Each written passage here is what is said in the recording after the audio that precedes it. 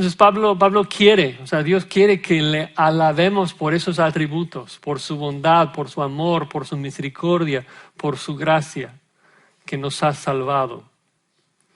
Y es justo y correcto que tomemos tiempo para exaltar y alabar a Dios por esos atributos, por sus perfecciones. Pero tampoco quiero que nos distraigamos del propósito de Pablo al escribir esto. De que Pablo quiere que entendamos la gracia de Dios con un fin, con un propósito, con una meta. Y es para que nosotros pudiéramos abundar en obras que reflejaran esos atributos. Que nosotros seamos como nuestro Padre Celestial, como hemos visto en Efesios. Que seamos imitadores de Dios. Que reflejemos sus atributos. Porque esas 4 palabras que Pablo usa describen atributos comunicables con Dios. Es decir, cosas que nosotros debemos de hacer también. Colosenses 3:12. Revestíos de bondad.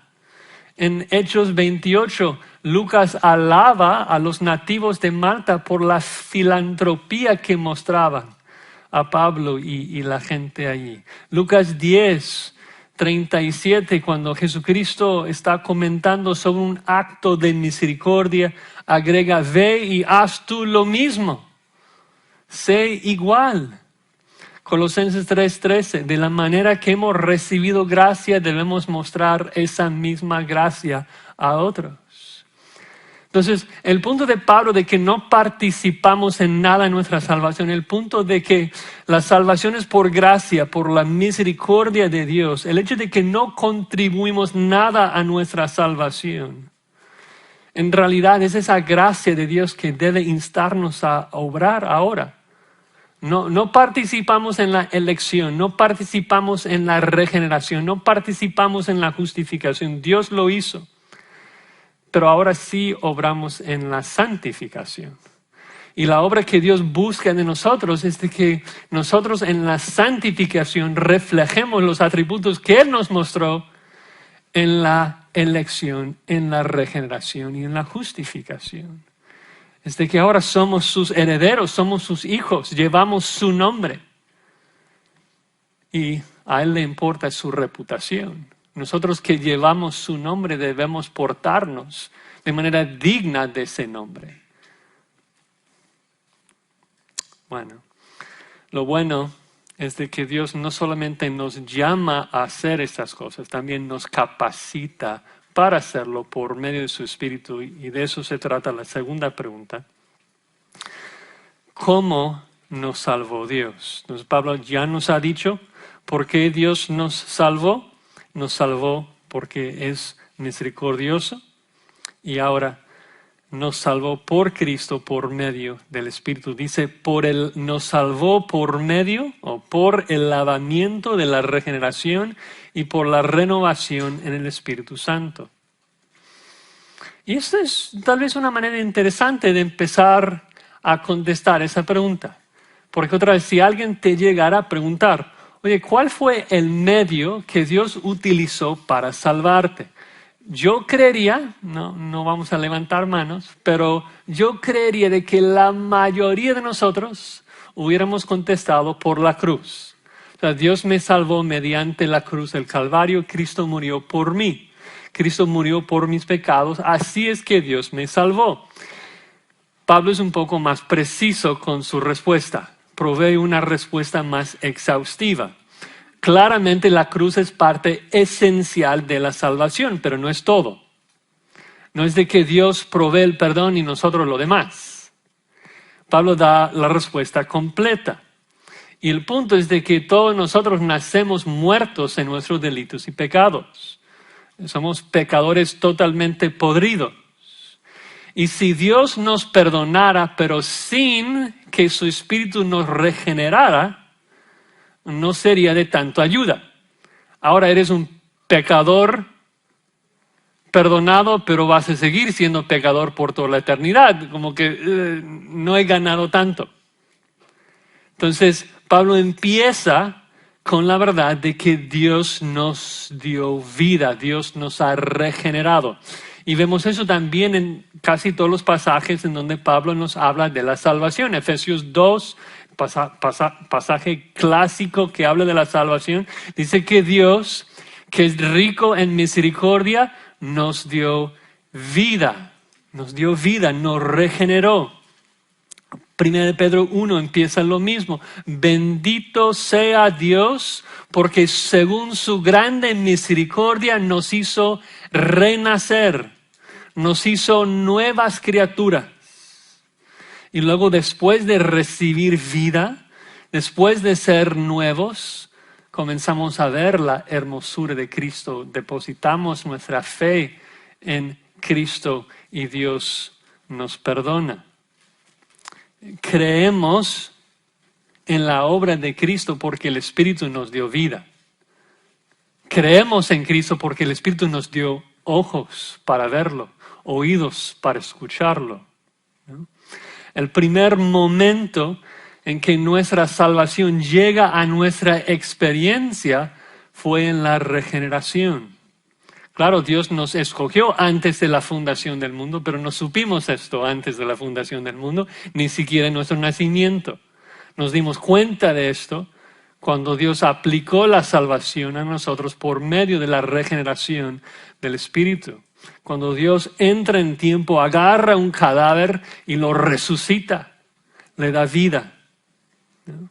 Eso es misericordia, ¿no? Ahora, pensemos un poco en estas frases por el lavamiento de la regeneración y por la renovación del Espíritu Santo. Creo que entendemos el concepto de un lavamiento, un baño, estamos sucios de pecados y Dios nos lava, Dios nos purifica de todos nuestros pecados. Esa ilustración es fácil de comprender, que estamos lodo de los pies hasta la cabeza y Dios nos lava totalmente por medio de su Espíritu, nos perdona todos nuestros pecados.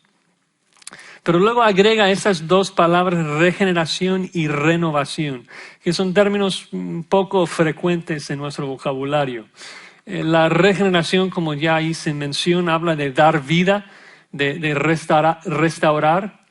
Lo muy interesante para mí es de que cuando Pablo habla de dar vida, creo que Pablo no está inventando ese concepto, creo que más bien lo está citando, porque la única otra vez que la palabra ocurre en la Biblia se encuentra en Mateo 19. En Mateo 19, versículo 28. Y allí Jesucristo está hablando de la regeneración, pero no en el sentido en que nosotros usamos la palabra. Está hablando de la regeneración de toda la creación, de toda la naturaleza, de que Dios al final de los tiempos va a derretir todos los elementos de este universo y va a rehacer todo. Va a ser una tierra nueva, va a ser cielos nuevos, va a ser totalmente nuevo, todo sin pecado. Y ese es el concepto que Pablo utiliza para hablar de nuestra regeneración. De que en la misma forma en que toda la creación hoy en día gime a una, porque fue sujeta a corrupción, y que toda la creación espera ser libertada en un día en su regeneración. Es decir, toda la creación espera ser regenerada porque Dios lo va a hacer nuevo. Pero Dios en su misericordia decide regenerarnos a nosotros primero, en el hombre interior, ¿no? Nuestros cuerpos, o sea, la carne todavía es caída. Pero en el hombre interior, en nuestra parte inmaterial, Dios nos ha hecho totalmente nuevos. Tan nuevo como será la nueva tierra, tan nueva como será la nueva Jerusalén, es tu parte inmaterial hoy, por medio del Espíritu. Es totalmente nuevo, es totalmente puro, es difícil de concebir, pero ya que es una creación nueva, no puede tener pecado, ¿no? Somos hechos nuevas criaturas. Si Dios está creando algo, no lo va a crear mal. Tu parte inmaterial, tu hombre interior como cristiano es totalmente nuevo y listo y capacitado para gozar los beneficios del cielo. Tu parte inmaterial en la eternidad no será diferente que tu parte inmaterial hoy. El problema hoy es de que estás esclavizado dentro de una carne caída, que será también restaurada y renovada y regenerada en el futuro. Pero Pablo nos está hablando de la capacidad y de la gloria de lo que Dios ha hecho por medio del Espíritu en el hombre interior del cristiano, de que Dios nos ha hecho nuevos. Repito, a veces la gente escucha eso y dice, oye, pero Josías, entonces ¿por qué peco? O sea, pecas porque tú eres la unión de dos partes, la parte inmaterial que es nueva y una parte material que no ha sido regenerado. Tu mente, tu cerebro no funciona como debe de funcionar. Y el problema es de que tu parte inmaterial no puede pensar ni hacer nada independientemente de la parte material. Si tú vas a pensar algo, ¿cómo lo piensas? Con tu cerebro.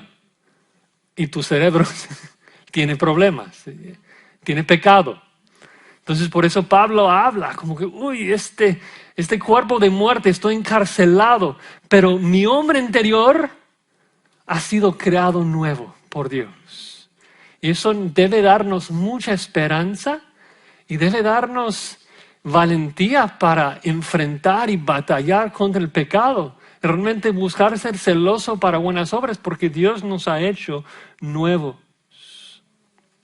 No solamente nos ha regenerado, también dice que nos ha renovado. Habla de regeneración y renovación. Y pienso que esto se trata un poco más de la transformación. De hecho, si pueden ir rápidamente a Ezequiel 36, es un pasaje tan clave para entender la salvación.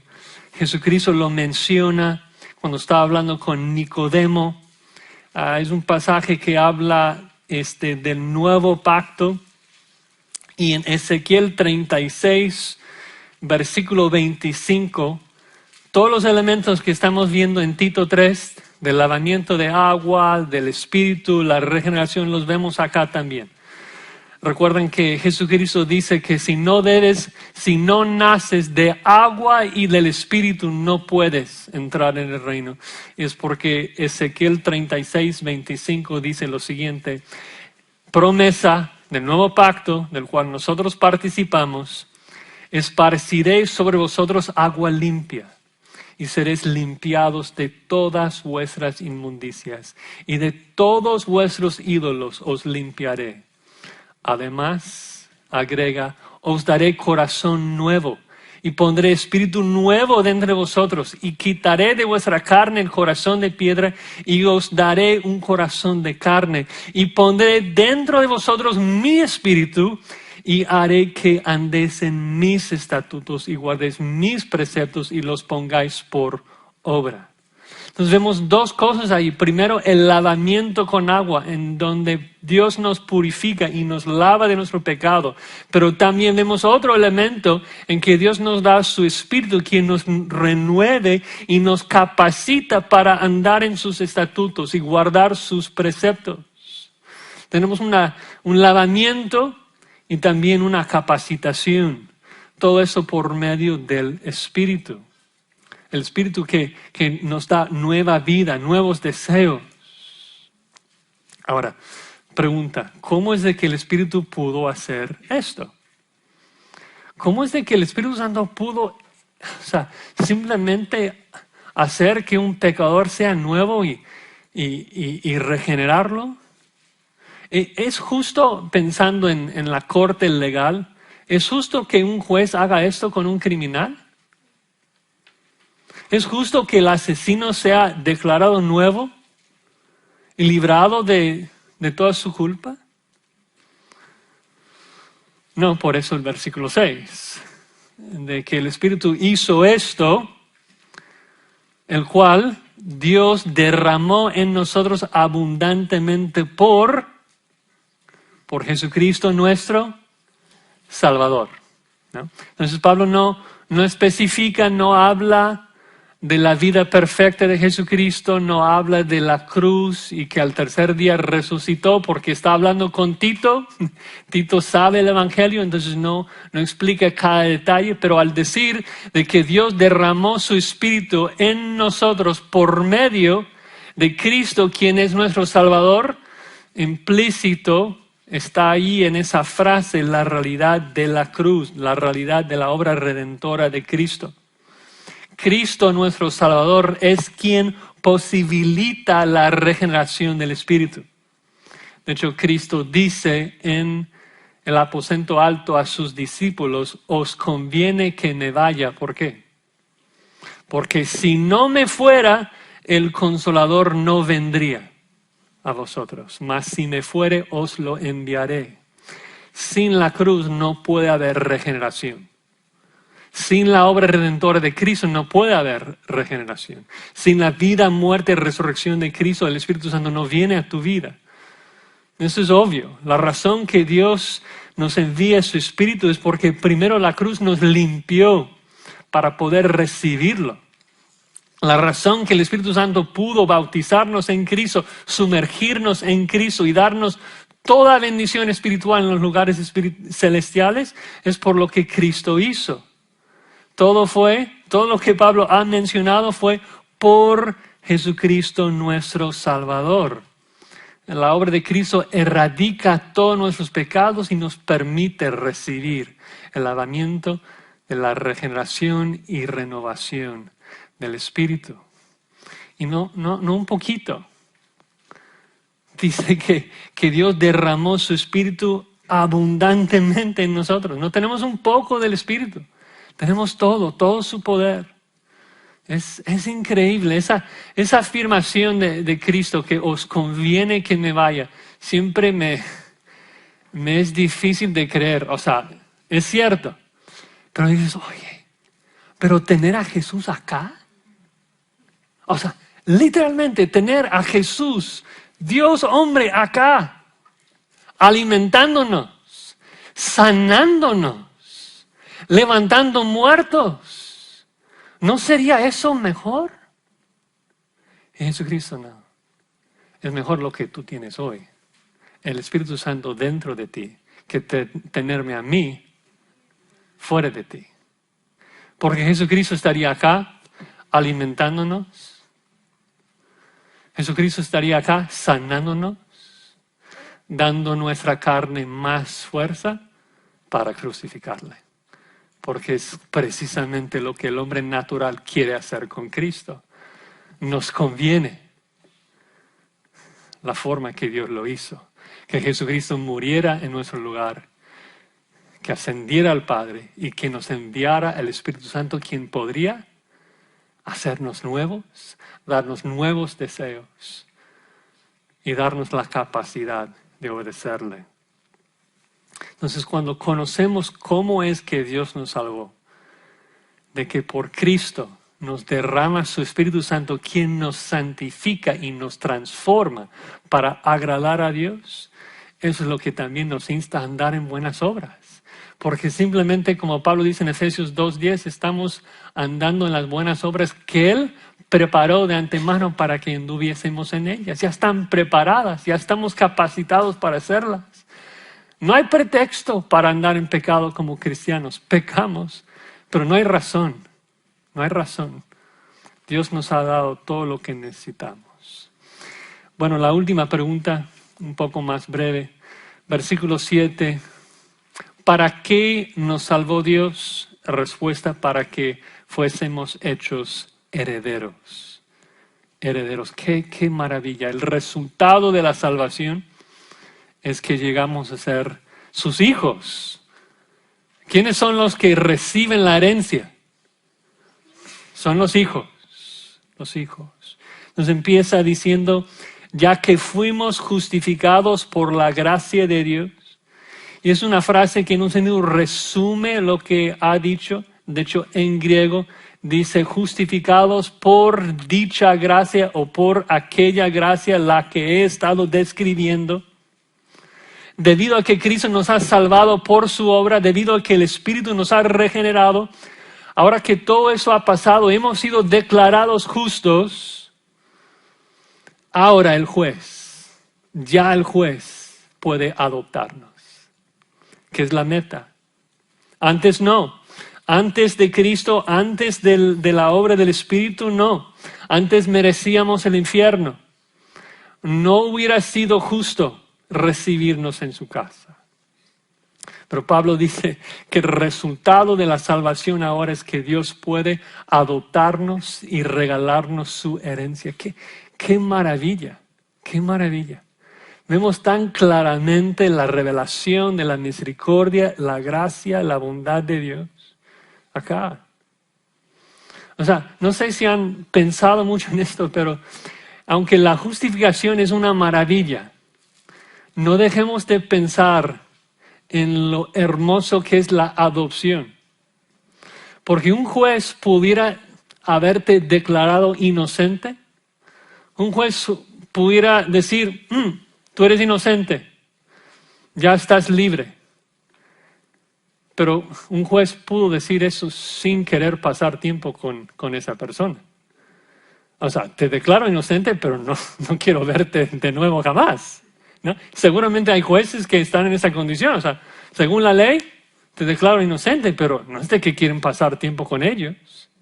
Pero acá Dios nos salvó, Dios nos regeneró, Dios nos justificó para que pudiera pasar la vida eterna con nosotros. ¡Qué maravilla!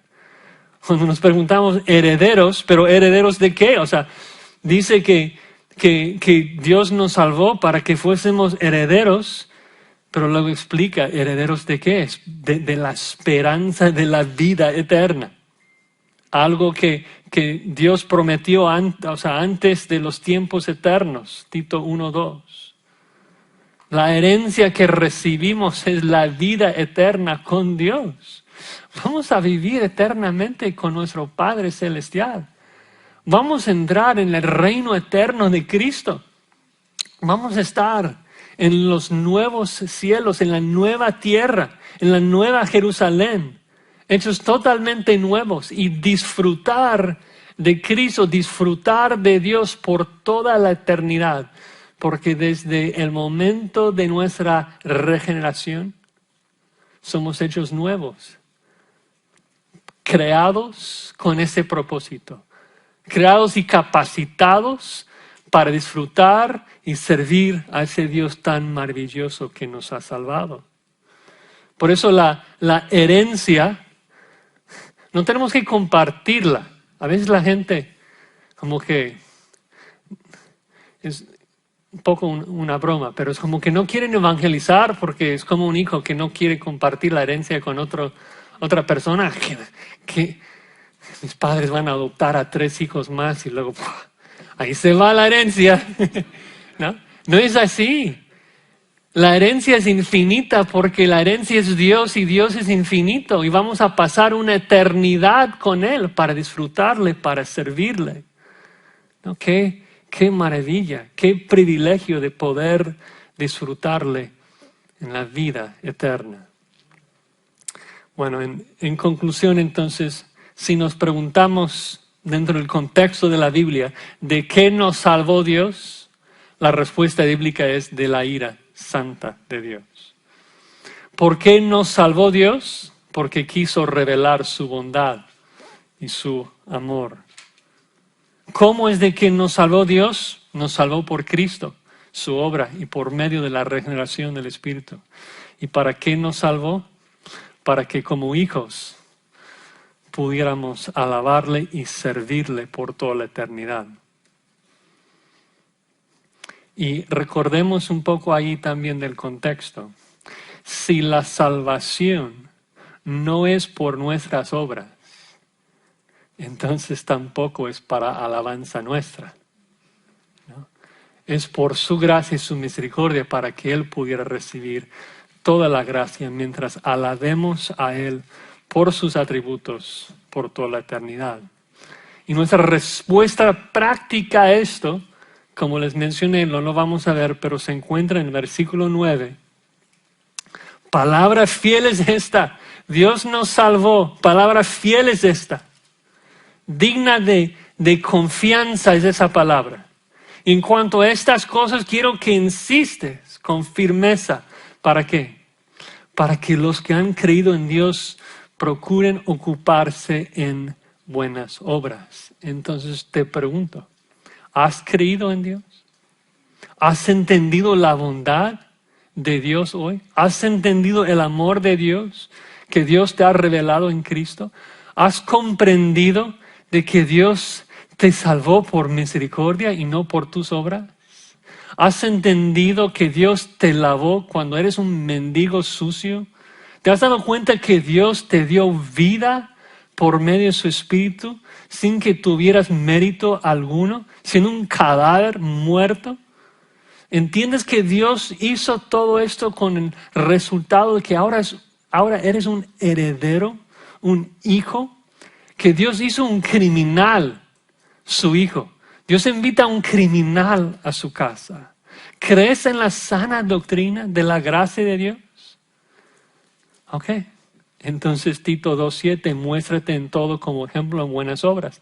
Tito 2:14, seas un pueblo celoso de buenas obras. Tito 3:1, que estemos preparados para toda buena obra. Tito 3:8, procuren ocuparse en buenas obras. Tito 3:14, que aprendan los nuestros a ocuparse en buenas obras. No es algo que menciona una vez, es el énfasis de toda la carta. Que la única respuesta aceptable frente a la gracia infinita de Dios es obedecerle. Es adorar a Dios por medio de nuestra obediencia y alabar sus atributos por toda la eternidad. Vamos a orar.